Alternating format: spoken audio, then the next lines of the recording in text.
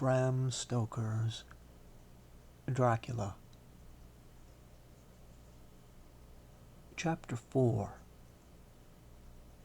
Jonathan Harker's Journal continued. I awoke in my own bed. If it be that I had not dreamt, the Count must have carried me here. I tried to satisfy myself on the subject, but could not arrive at any unquestionable result. To be sure, there were certain small evidences, such as that my clothes were folded and laid in a manner which was not my habit. My watch was still unwound, and I am rigorously accustomed to wind it the last thing before going to bed, and many such details. But these things are no proof, for they may have been evidences that my mind was not as usual, and from some cause or another I had certainly been much upset. I must watch for proof. Of one thing I am glad. If it was the Count that carried me here and undressed me, he must have been hurried in his task, for my pockets are intact. I am sure this diary would have been a mystery to him which he would not have brooked. He would have taken or destroyed it. As I look round this room, although it has been to me so full of fear, it is now a sort of sanctuary, for nothing can be more dreadful than those awful women who are waiting to suck my blood. 18th of May. I have been down to look at that room again in daylight, for I must know the truth.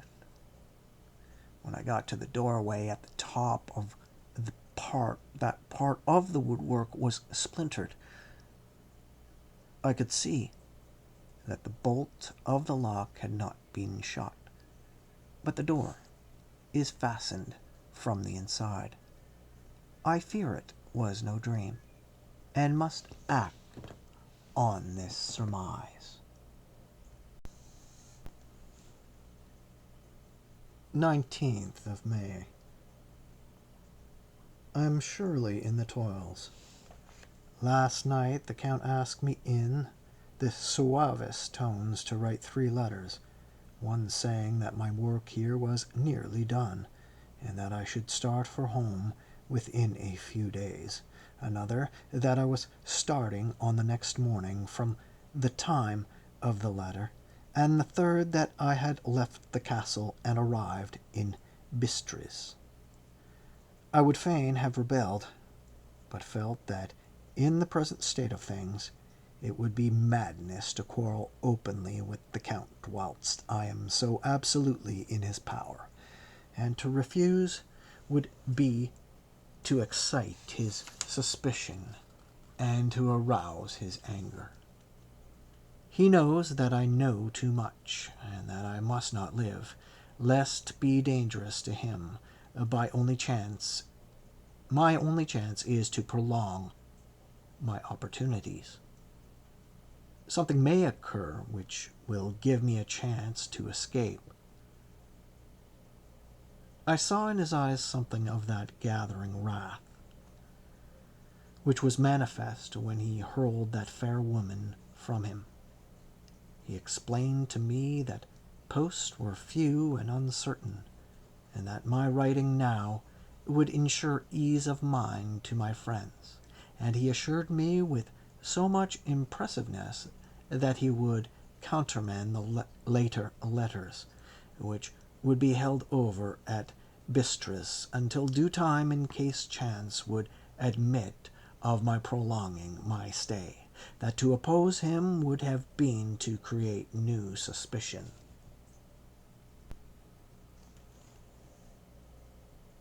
I therefore pretended to fall in with his views, and asked him what dates I should put on the letters.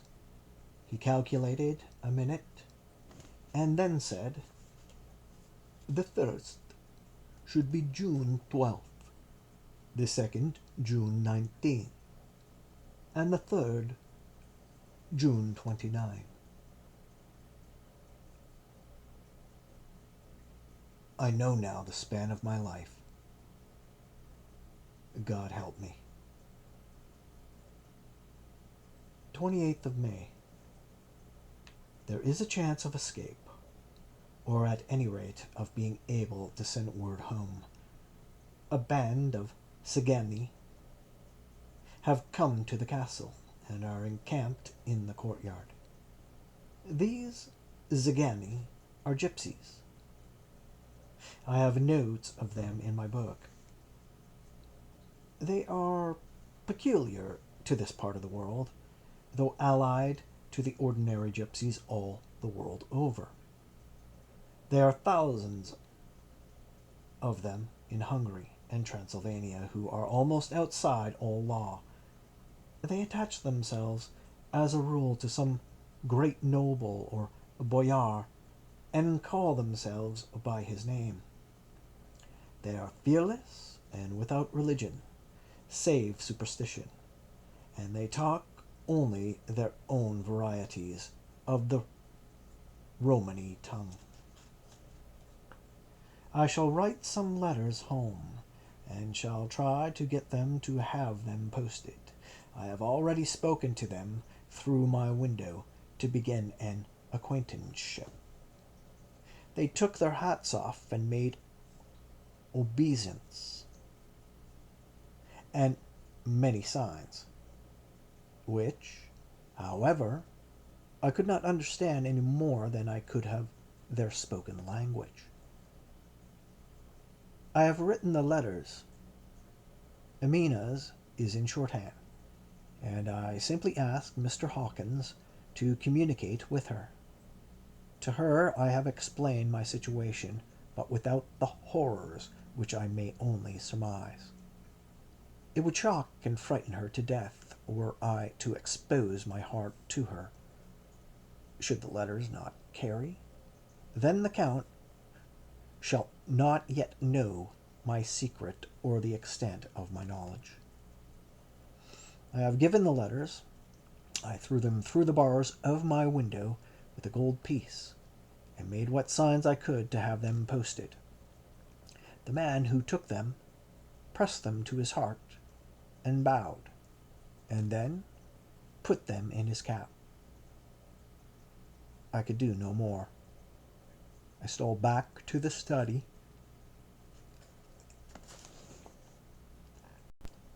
and began to read. As the Count did not come in, I have written here, "The Count has come." He sat down beside me and said in his smoothest voice as he opened two letters, "The Szgany has given me these, of which, though I know not whence they come, I shall, of course, take care. See." He must have looked at it. "One is from you, and to my friend Peter Hawkins. The other."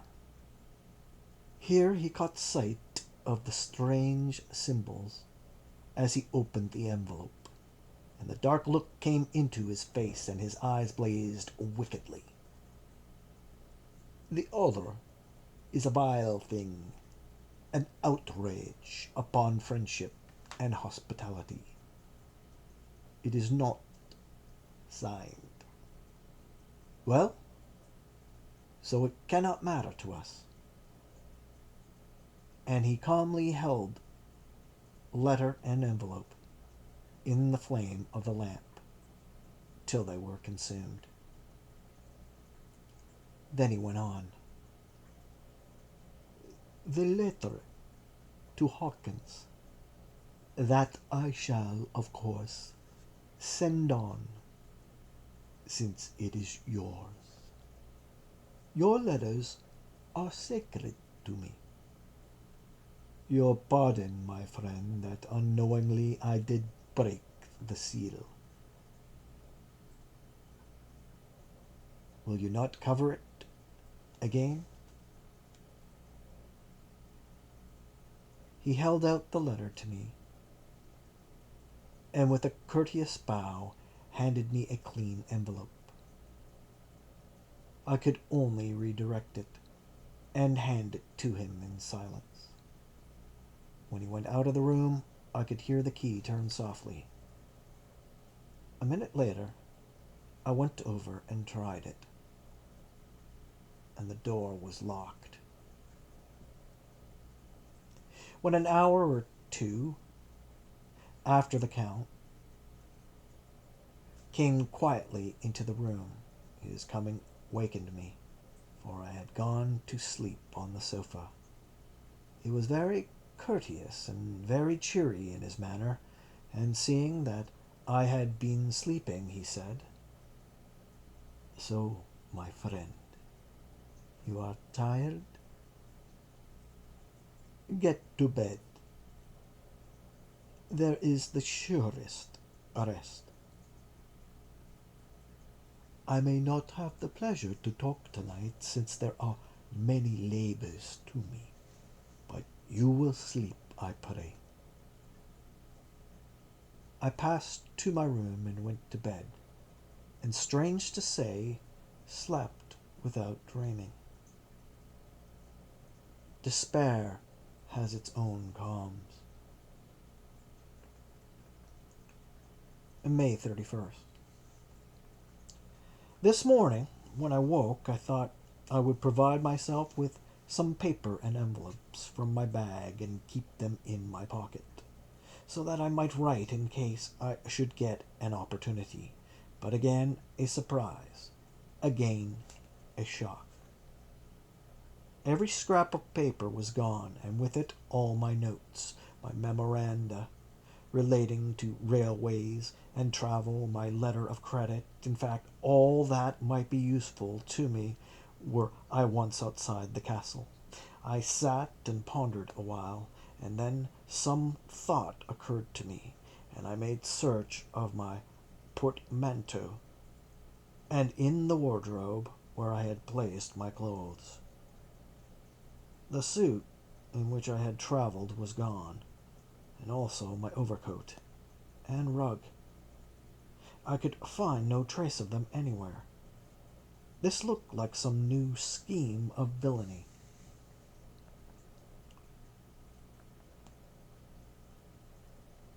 17th of June. This morning, as I was sitting on the edge of my bed, cudgelling my brains, I heard without a cracking of whips and pounding and scraping of horses, feet up the rocky path beyond the courtyard. With joy, I hurried to the window and saw drive into the yard 2 great litter wagons, each drawn by 8 sturdy horses, and at the head of each pair a Slovak, with his wide hat, great nail-studded belt, a dirty sheepskin, and high boots. They had also their long staves in hand. I ran to the door, intending to descend and try to join them through the main hall, as I thought that way might be open for them. Again a shock. My door was fastened on the outside. Then I ran to the window and cried to them. They looked up at me, stupidly, and pointed. But just then the hetman of the Zagani came out, and seeing them pointing to my window, said something, at which they laughed. Henceforth, no effort of mine, no piteous cry, or agonized entreaty would make them even look at me. They resolutely turned away. The litter wagons contained great square boxes with handles of thick rope. These were evidently empty by the ease with which the Slovaks handled them, and by their resonance as they were roughly moved. When they were all unloaded and packed in a great heap in one corner of the yard, the Slovaks were given some money by the Zagani, and spitting on it for luck, lazily went each to his horse's head. Shortly afterwards, I heard the cracking of their whips die away in the distance. 24th of June. Before morning, last night the Count left me early, and locked himself into his own room. As soon as I dared, I ran up the winding stair and looked out of the window which opened south.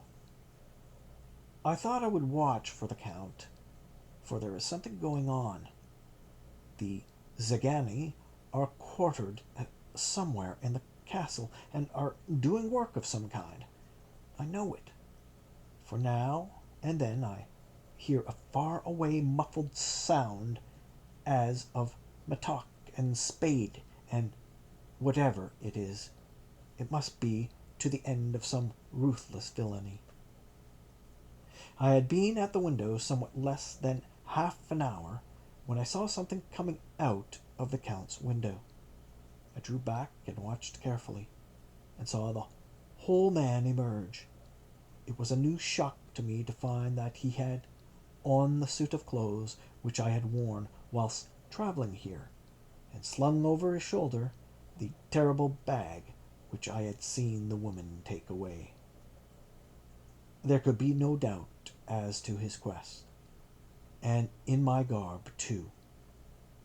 This, then, is the new scheme of evil, that he will allow others to see me, as they think, so that he may both leave evidence that I have been seen in the towns or villages posting my own letters, and that any wickedness which he may do shall by the local people be attributed to me. It makes me rage to think that this can go on, and whilst I am shut up here, a veritable prisoner, but without the protection of the law, which is even a criminal's right and consolation. I thought I would watch for the Count's return, and for a long time sat doggedly at the window. Then I began to notice that there were some quaint little specks floating in the rays of the moonlight. They were like the tiniest grains of dust, and they whirled around and gathered in clusters in a nebulous sort of way. I watched them with a sense of soothing, and a sort of calm stole over me. I leaned back in the embrasure in a more comfortable position, so that I could enjoy more fully the aerial gamboling. Something made me start up, a low piteous howling of dogs, somewhere far below in the valley, which was hidden from my sight.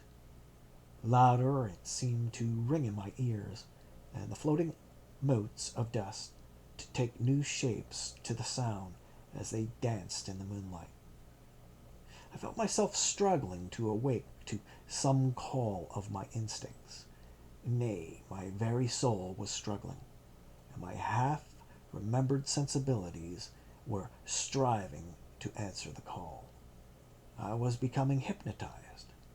Quicker and quicker danced the dust, and the moonbeams seemed to quiver as they went by me into the mass of gloom beyond. More and more they gathered till they seemed to take dim phantom shapes. And then I started, broad awake, and in full possession of my senses, and ran screaming from the place. The phantom shapes, which were becoming gradually materialized from the moonbeams, were those of the three ghostly women to whom I was doomed. I fled, and felt somewhat safer in my own room, where there was no moonlight, and where the lamp was burning brightly. When a couple of hours had passed, I heard something stirring in the Count's room, something like a sharp wail quickly suppressed.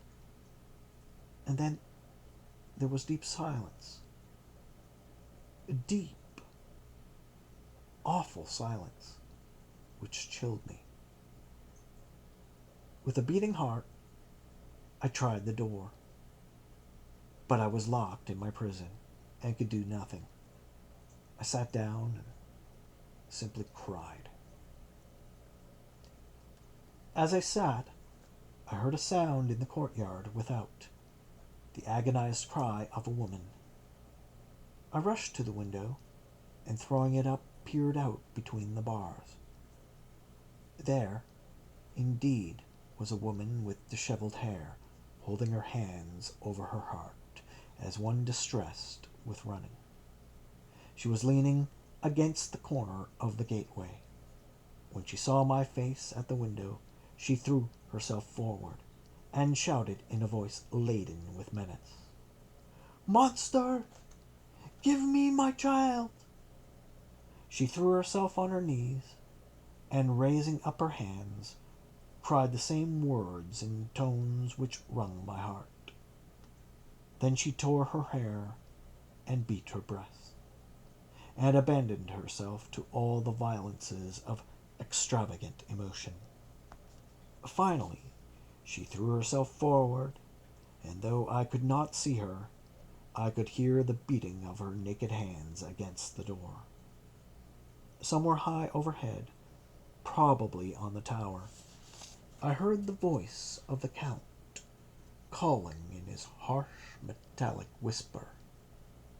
His call seemed to be answered from far and wide by the howling of wolves.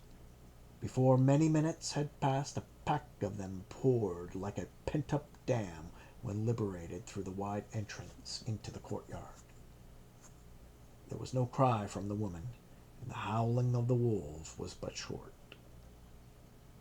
Before long they streamed away, singly licking their lips. I could not pity her, for I knew now what had become of her child, and she was better dead. What shall I do? What can I do? How can I escape from this dreadful thrall of night and gloom and fear? 25th of June, morning. No man knows, till he has suffered, from the night how sweet and how dear to his heart and eye the morning can be. When the sun grew so high this morning that it struck the top of the great gateway opposite my window, the high spot which it touched seemed to me as if the drove from the ark and lighted there.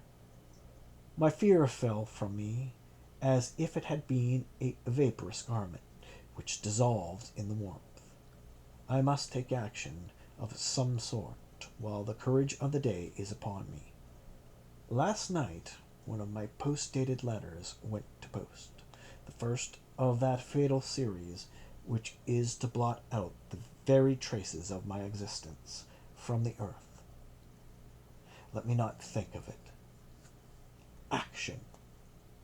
It has always been at night time that I have been molested or threatened, or in some way in danger or in fear. I have not yet seen the Count in the daylight. Can it be that he sleeps when others wake, that he may be awake whilst they sleep? If I could only get into his room! But there is no possible way. The door is always locked. No way for me.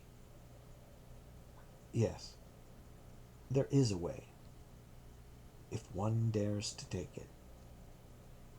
Where his body has gone, why may not another body go? I have seen him myself crawl from his window. Why should not I imitate him and go in by his window? The chances are desperate, but my need is more desperate still. I shall risk it. At the worst, it can only be death. And a man's death is not a calf's.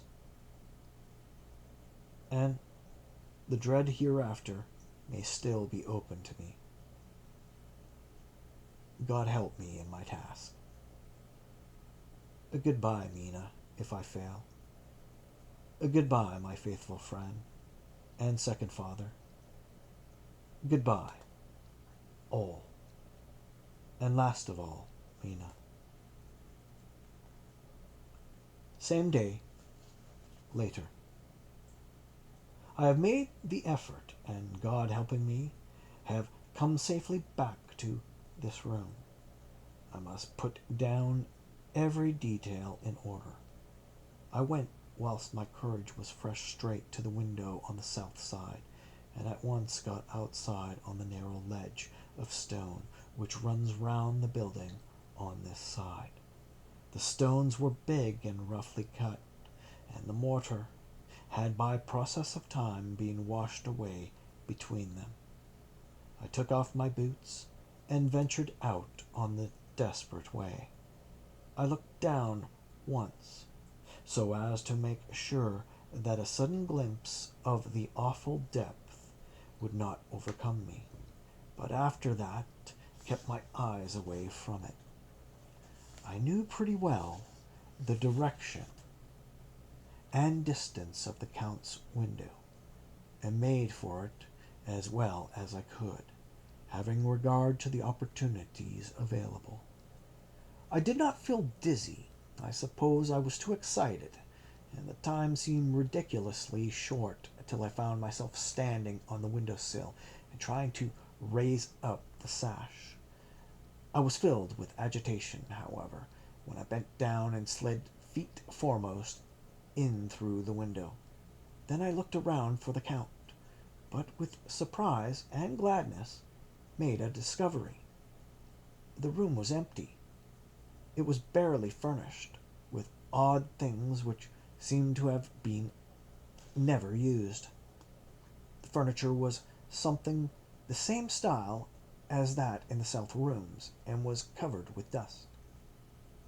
I looked for the key, but it was not in the lock, and I could not find it anywhere. The only thing I found was a great heap of gold in one corner.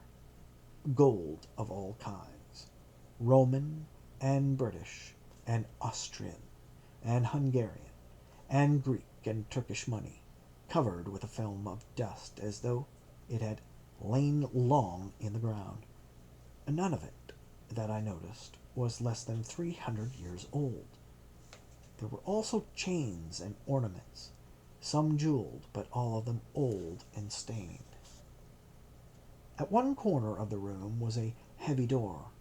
I tried it, for since I could not find the key of the room or the key of the outer door, which was the main object of my search, I must make further examination, or all my efforts would be in vain. It was open, and led through a stone passage to a circular stairway which went steeply down. I descended, minding carefully where I went, for the stairs were dark, being only lit by loopholes in the heavy masonry. At the bottom there was a dark tunnel-like passage, through which came a deathly, sickly odor, the odor of old earth, newly turned. As I went through the passage, the smell grew closer and heavier. At last I pulled open a heavy door which stood ajar, and found myself in an old ruined chapel, which had evidently been used as a graveyard. The roof was broken, and in 2 places were steps leading to vaults. But the ground had recently been dug over, and the earth placed in great wooden boxes, manifestly those which had been brought by the Slovaks. There was nobody about, and I made search for any further outlet, but there was none.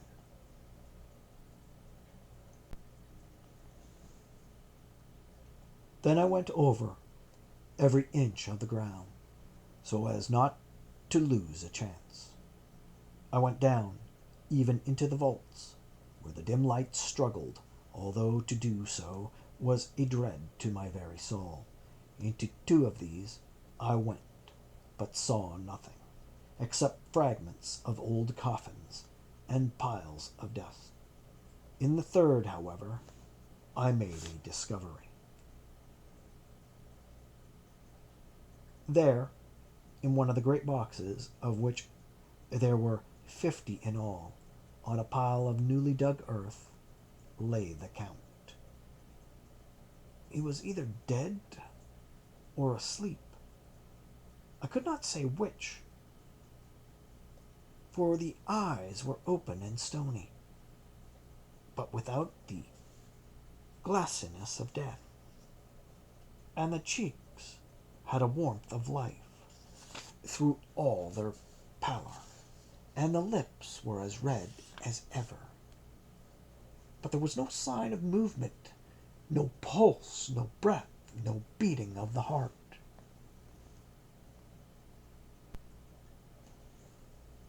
I bent over him and tried to find any sign of life, but in vain.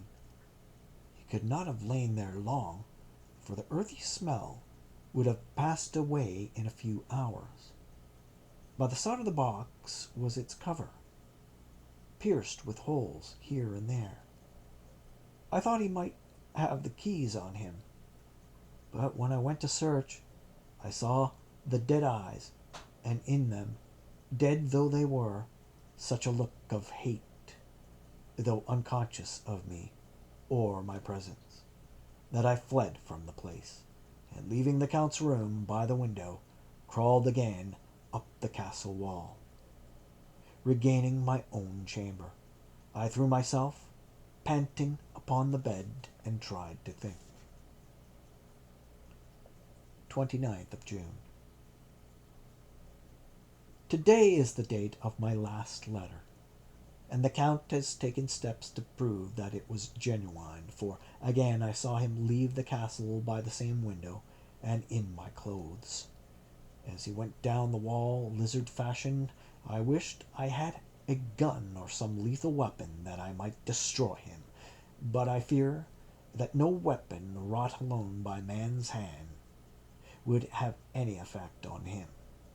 I dared not wait to see him return, for I feared to see those weird sisters. I came back to the library, and read there till I fell asleep. I was awakened by the Count, who looked at me as grimly as a man can look, as he said, "Tomorrow, my friend, we must part. You return to your beautiful England, I to some work which may have such an end that we may never meet. Your letter home has been dispatched. Tomorrow I shall not be here, but all shall be ready for your journey.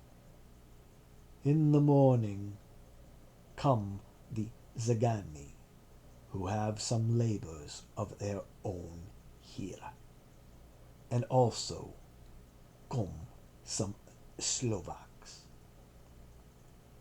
When they have gone, my carriage shall come for you, and shall bear you to the Borgo Pass, to meet the diligence from Bukovina to Bistris.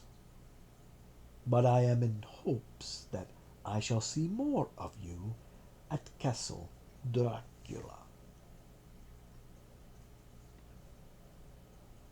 I suspected him and determined to test his sincerity. Sincerity. It seems like a profanation of the word to write it in connection with such a monster, so I asked him point blank, "Why may I not go tonight?" "Because, dear sir, my coachman and horses are away on a mission." "But I would walk with pleasure. I want to get away at once." He smiled, such a soft, smooth, diabolical smile, that I knew there was some trick behind his smoothness. He said, "And your baggage?" "I do not care about it. I can send for it some other time." The Count stood up and said with a sweet courtesy which made me rub my eyes, it seemed so real,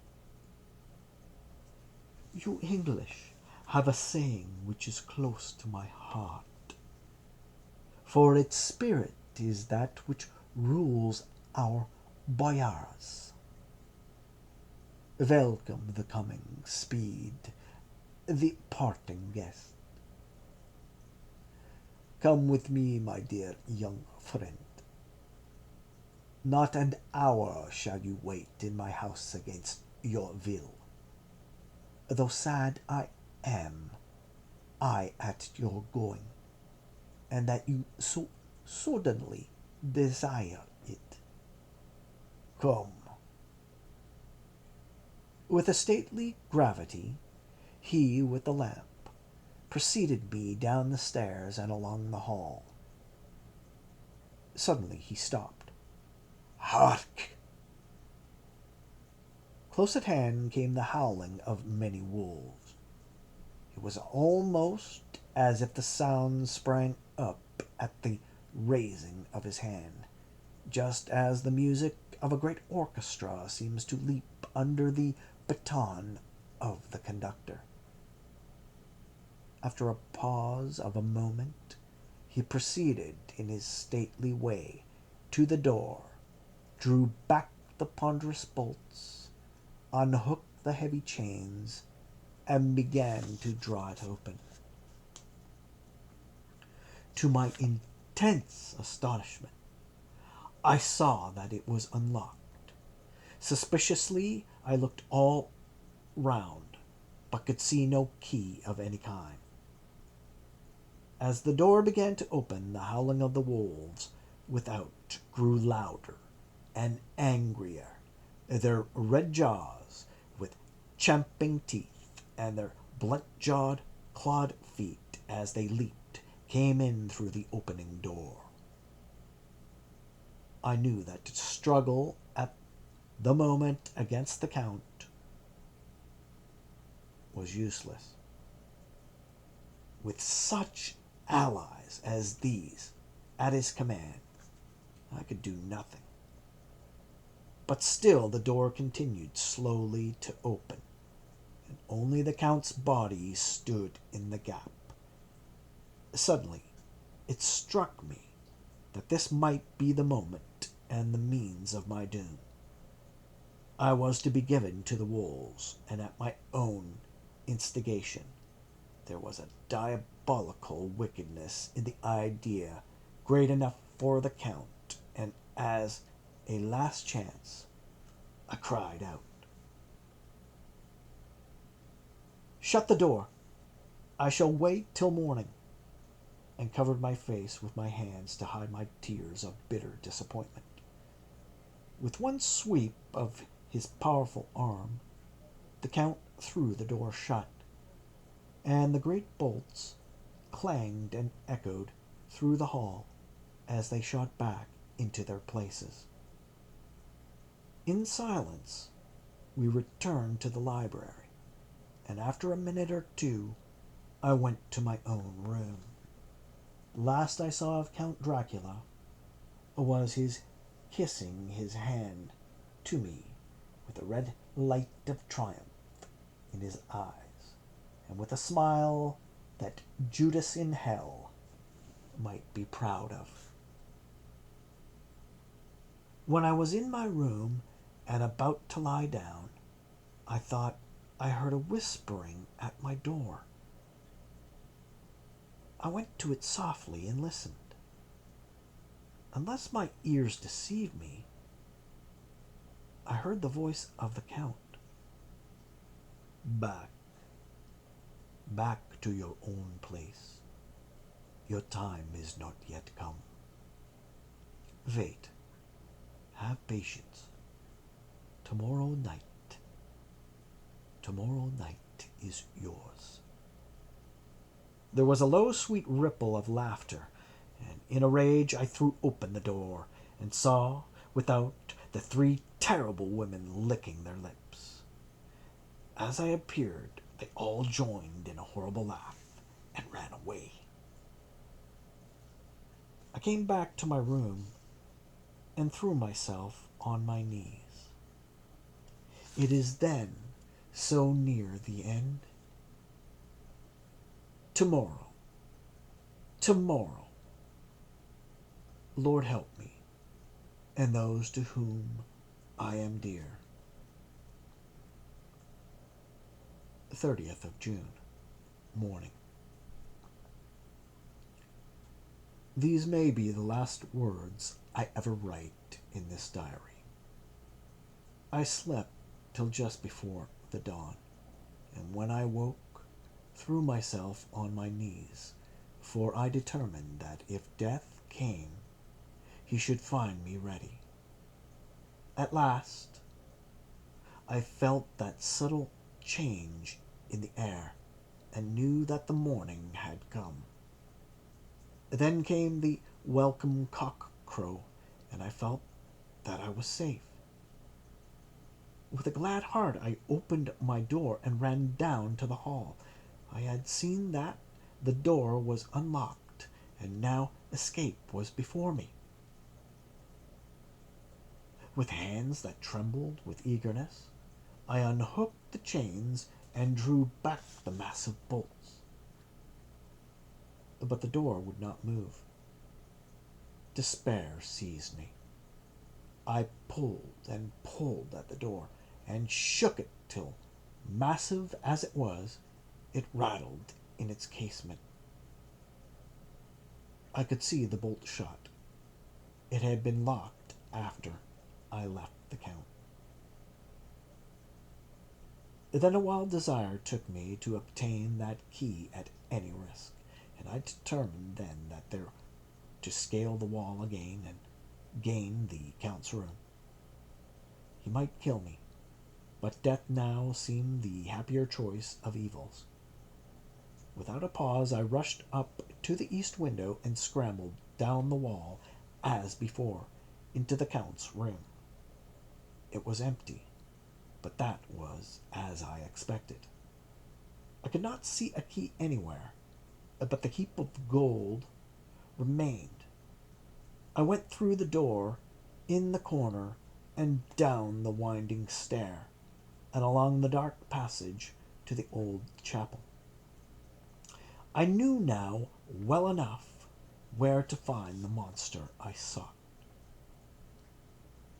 The great box was in the same place, close against the wall, but the lid was laid on it, not fastened down, but with the nails ready in their places to be hammered home. I knew I must search the body for the key, so I raised the lid and laid it back against the wall, and then I saw something which filled my very soul with horror. There lay the Count, but looking as if his youth had been half renewed, for the white hair and moustache were changed to dark iron gray. The cheeks were fuller, and the white skin seemed ruby red underneath. The mouth was redder than ever, for on the lips were gouts of fresh blood, which trickled from the corners of his mouth and ran over the chin and neck. Even the deep burning eyes seemed set amongst swollen flesh, for the lids and pouches underneath were bloated. It seemed as if the whole awful creature were simply gorged with blood. He lay like a filthy leech, exhausted with his repletion. I shuddered as I bent over to touch him, and every sense in me revolted at the contact. But I had to search, or I was lost. The coming night might see my own body a banquet in a similar way to those horrid three. I felt all over the body, but no sign could I find of the key. Then I stopped and looked at the Count. There was a mocking smile on the bloated face, which seemed to drive me mad. This was the being I was helping to transfer to London, where perhaps for centuries to come he might, amongst its teeming millions, satiate his lust for blood, and create a new and ever-widening circle of semi-demons to baton on the helpless. The very thought drove me mad.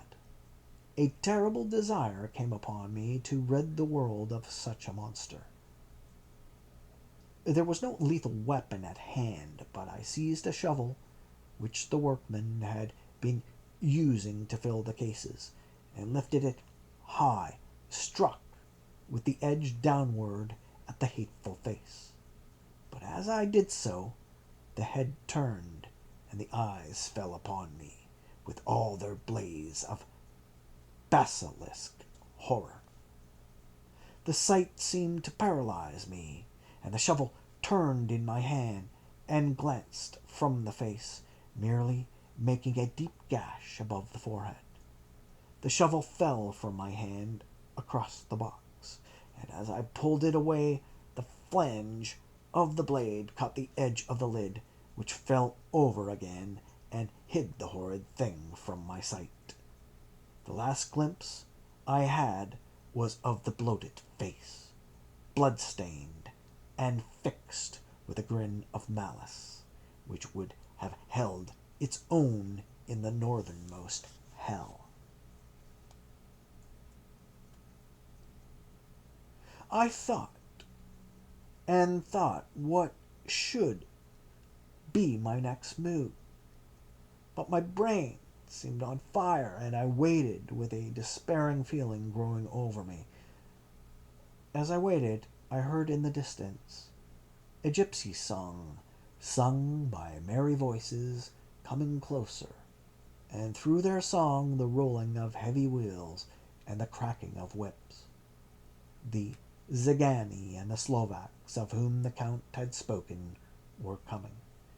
With a last look around and at the box which contained the vile body, I ran from the place and gained the Count's room, determined to rush out at the moment the door should be opened.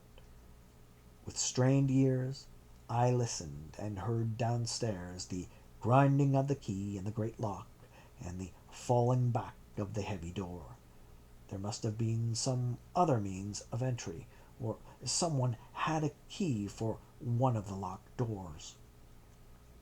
Then there came the sound of many feet tramping and dying away in some passage, which sent up a clanging echo. I turned to run down again towards the vault, where I might find the new entrance. But at that moment there seemed to come a violent puff of wind, and the door to the winding stair blew to with a shock that set the dust from the lintels flying. When I ran to push it open, I found that it was hopelessly fast. I was again a prisoner, and the net of doom was closing round me more closely. As I write, there is in the passage below a sound of many tramping feet and the crash of weights being set down heavily. Doubtless the boxes with their freight of earth. There is a sound of hammering. It is the box being nailed down. Now I can hear the heavy feet tramping again along the hall, with many other idle feet coming behind them. The door is shut, and the chains rattle. There is a grinding of the key in the lock. I can hear the key withdrawn. Then another door opens and shuts. I hear the creaking of lock and bolt. Hark! In the courtyard and down the rocky way, the roll of heavy wheels, the crack of whips, and the chorus of the Sagani as they pass into the distance. I am alone in the castle with those awful women. Faugh! Mina is a woman, and there is naught in common. They are devils of the pit. I shall not remain alone with them. I shall try to scale the castle wall, farther than I have yet attempted. I shall take some of the gold with me, lest I want it later. I may find a way from this dreadful place. And then away for home, away to the quickest and nearest train, away from this cursed spot, from this cursed land, where the devil and his children still walk with earthly feet. At least God's mercy is better than that of these monsters, and the precipice is steep and high. At its foot a man may sleep, as a man. Goodbye, all. Amina.